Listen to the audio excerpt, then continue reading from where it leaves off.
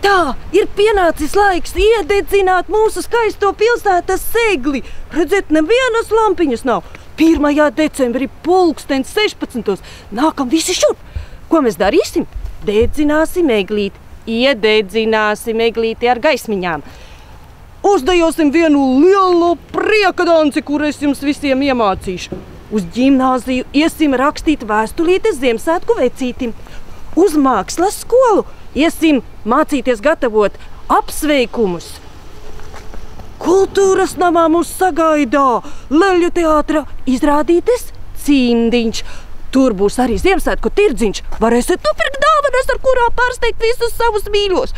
Pagalmā bērnu jauniešu centrā būs labestības eglīte, kurā karināsim katrs savu iztaisītu eņģelīti.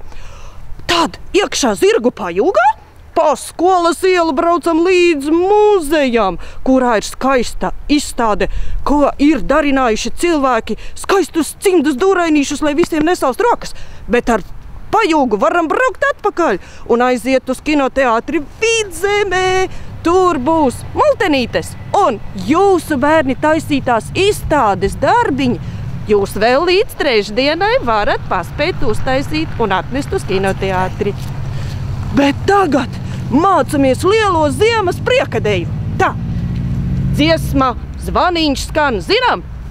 Jā, es jau dzirdu jūs visus saucot. Tātad mēs daram šādi. Un zvaniņš skan, Ziemassvētki brauc. Dāvanas būs tev un man, visi bērni sauc. Hei, zvaniņš skan, Ziemassvētki brauc. Dāvanas būs tev un man, visi bērni sauc. Un šito danci, kad iededzināsim lielo egli, jūs dējosiet visi ar mani kopā, tā lai lustīgi Ziemassvētki. Atā līdz 1. decembrim, 16. Gaidu!